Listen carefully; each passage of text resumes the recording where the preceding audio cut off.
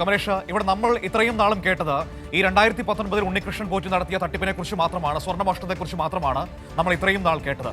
പക്ഷേ അതിനേക്കാൾ എത്രയോ വലിയ തട്ടിപ്പ് അതിനു മുൻപ് 2017 വരെയുള്ള കാലഘട്ടങ്ങളിൽ ശബരിമലയിൽ നടന്നു എന്നതാണ് ഈ കൊടിമരക്കൊള്ള എന്ന് പറയുന്നതിന്റെ ഏറ്റവും പ്രധാനപ്പെട്ട കാതലായ വശം എന്ന് പറയുന്നത്.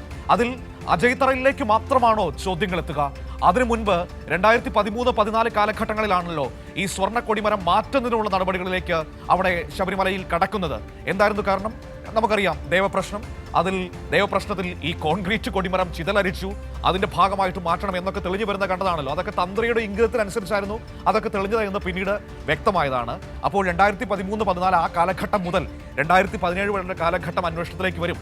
അപ്പോൾ അജയ് തറയിലിന് മുൻപുണ്ടായിരുന്നവർ, അതിപ്പോൾ എം വി ഗോവിന്ദൻ നായർ അടക്കമുള്ളവർ അതിന്റെ ഭാഗമായിരുന്നു. നേരത്തെ കമലേഷിനോട് വി ഗോപാലകൃഷ്ണൻ അന്നത്തെ ദേവസ്വം വിജിലൻസ് ചീഫ് നടത്തിയ വെളിപ്പെടുത്തലുണ്ട്. അതിൽ പറയുന്നത് എന്താണ്? വി എസ് ജയകുമാറും വി എസ് ശിവകുമാറും ഒക്കെ അദ്ദേഹത്തിന്റെ വാക്കുകളിൽ ആരോപണ വിധേയരായി നിൽക്കുന്നത് നമ്മൾ കണ്ടതാണ്. അപ്പോൾ പലരിലേക്കും അന്വേഷണം നീണ്ടേക്കാം.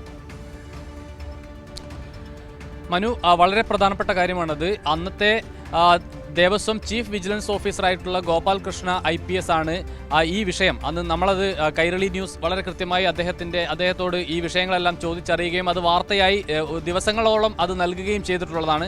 അന്ന് തന്നെ അദ്ദേഹം, അന്നത്തെ ചീഫ് വിജിലൻസ് ഓഫീസർ വളരെ കൃത്യമായി പറഞ്ഞിട്ടുള്ളത്, ശബരിമലയിൽ ഏത് ചെറുതും വലുതുമായ ഏത് ക്രമക്കേട് തട്ടിപ്പ് നടന്നാലും അതിൻ്റെ പിറകിൽ തന്ത്രിയുടെ കരങ്ങൾ ഉണ്ടായിരിക്കും എന്നുള്ളതാണ്. തന്ത്രി അറിയാതെ ഇതിൻ്റെയെല്ലാം തട്ടിപ്പുകളുടെ എല്ലാം പ്രഭവ കേന്ദ്രം, അതാണ് അദ്ദേഹം ഉപയോഗിച്ച വാക്ക്, പ്രഭവ കേന്ദ്രം തന്ത്രിയാണ് എന്നുള്ളതാണ്. അതോടൊപ്പം അന്നത്തെ അവിടുത്തെ ദേവസ്വം സെക്രട്ടറി ആയിട്ടുള്ള VS ജയകുമാർ, അത് കോൺഗ്രസ് നേതാവ് VS ശിവകുമാറിന്റെ സഹോദരൻ കൂടിയാണ്. നിരവധിയായ പാത്രം തട്ടിപ്പ് ഉൾപ്പെടെ, പാത്രം അഴിമതി ഉൾപ്പെടെ അവിടെ നടത്തിയിട്ടുള്ളതാണ്.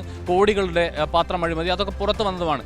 ഇക്കാര്യങ്ങളെല്ലാം അന്ന് ഈ ചീഫ് വിജിലൻസ് ഓഫീസർ വ്യക്തമാക്കുകയും ചെയ്തിട്ടുണ്ട് എന്നുള്ളതാണ്.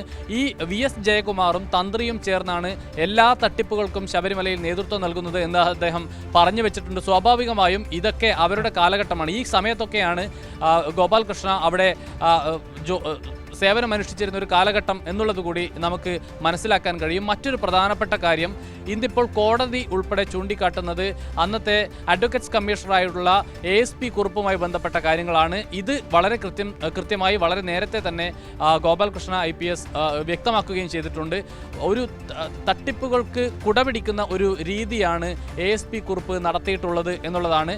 അന്ന് ഈ സ്വർണ്ണക്കൊടിമരം മാറ്റിസ്ഥാപിക്കുന്നതുമായി ബന്ധപ്പെട്ട വിഷയങ്ങളിൽ, അതുപോലെ തന്നെ ഈ വാജിവാഹനം തന്ത്രിക്ക് കൈമാറുന്നതുമായി ബന്ധപ്പെട്ട വിഷയത്തിൽ ഉൾപ്പെടെ യാതൊരു ക്രമക്കേടുമില്ല. അതൊക്കെ താന്ത്രിക വിധി പ്രകാരം അല്ലെങ്കിൽ ആചാരം അനുസരിച്ചാണ് ഈ കാര്യങ്ങളെല്ലാം നടന്നിട്ടുള്ളത് എന്ന് ഹൈക്കോടതിക്ക് റിപ്പോർട്ട് നൽകിയിട്ടുള്ളത് അന്നത്തെ അഡ്വക്കേറ്റ്സ് കമ്മീഷണറായിട്ടുള്ള ASP കുറിപ്പാണ്. ആ റിപ്പോർട്ട് ഉൾപ്പെടെ ഈ പ്രതികൾക്ക് വേണ്ടി അല്ലെങ്കിൽ ഈ കോൺഗ്രസ് നേതാക്കൾക്ക് വേണ്ടി, ഈ തട്ടിപ്പുകാർക്ക് വേണ്ടി ചമച്ചെടുത്തിട്ടുള്ള ഒരു റിപ്പോർട്ടാണ് എന്നുള്ള കണ്ടെത്തൽ കൂടിയാണ് നിലവിൽ ഇപ്പോൾ ഹൈക്കോടതിയുടെ ഭാഗത്ത് നിന്ന് വന്നിട്ടുള്ളത്. അതിലുൾപ്പെടെ ചോദ്യം ഹൈക്കോടതി ഉയർത്തുകയും ചെയ്യുന്നു.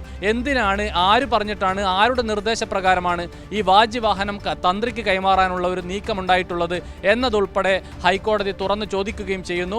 അപ്പോൾ ഈ ASP കുറിപ്പ് ഉൾപ്പെടെയുള്ള ആളുകൾ ഇതിന്റെ ഭാഗമായി വരും എന്ന കാര്യത്തിൽ യാതൊരു തർക്കവുമില്ല. ഇതെല്ലാം നേരത്തെ കൈരളി ന്യൂസ് പുറത്തുവിട്ടുള്ള ഈ ഗോപാലകൃഷ്ണയുടെ അഭിമുഖവുമായി ബന്ധപ്പെട്ട അതിലെ കാര്യങ്ങളിൽ വളരെ കൃത്യമായി അദ്ദേഹം പറയുന്ന കാര്യങ്ങളൊക്കെ ശരിയായി വരുന്നു എന്നുള്ളതാണ് ഏറ്റവും പ്രധാനപ്പെട്ട കാര്യം. ഏതായാലും കോൺഗ്രസ് ഈ വിഷയത്തിൽ വലിയ പ്രതിരോധത്തിലേക്ക് പോകുന്നു എന്നതാണ് നമുക്ക് കാണാൻ കഴിയുക. അതായത് നേരത്തെ പറഞ്ഞിട്ടുള്ള പാട്ടുകളും പാരഡി ഗാനങ്ങളുമൊക്കെ ഇനിയും പാടാൻ കോൺഗ്രസിന് കഴിയുമോ എന്നുള്ളതാണ് ഏറ്റവും പ്രധാനപ്പെട്ട കാര്യം. ഈ കേസിന്റെ ഗതിയാകെ തിരിഞ്ഞ് നേരത്തെ തന്നെ ഹൈക്കോടതി പറഞ്ഞിരുന്നു, വളരെ വലിയ വ്യാപ്തിയുള്ള കേസാണിത് എന്നുള്ളത്. കോൺഗ്രസിന്റെയും പ്രതിപക്ഷ നേതാവ് VD സതീശിന്റെയും ഏറ്റവും വലിയ ആവശ്യം 90 ദിവസത്തിനുള്ളിൽ എങ്ങനെയെങ്കിലും ഒരു കുറ്റപത്രം നൽകണം എന്നുള്ളതായിരുന്നു. പക്ഷേ അങ്ങനെ വേണ്ട, വളരെ കൃത്യമായി അന്വേഷിച്ച് ഓരോ കണ്ണികളെയും എടുത്ത് ചേർത്ത് വെച്ചുകൊണ്ട് ഇതിന്റെ സമഗ്രമായ അന്വേഷണത്തിന് ശേഷം മാത്രം സമയമെടുത്ത് ഇതിന്റെ കുറ്റപത്രം നൽകിയാൽ മതി, ഒരു പ്രതികളെയും രക്ഷപ്പെടാൻ അനുവദിക്കില്ല എന്ന് ഹൈക്കോടതി തന്നെ പറയുന്ന ഒരു ഘട്ടമുണ്ടാവുകയും ചെയ്തു. സ്വാഭാവികമായും ആ അന്വേഷണത്തെ ഭയപ്പെട്ടിരുന്നത് കോൺഗ്രസ് ആണ്, പ്രതിപക്ഷ നേതാവാണ്.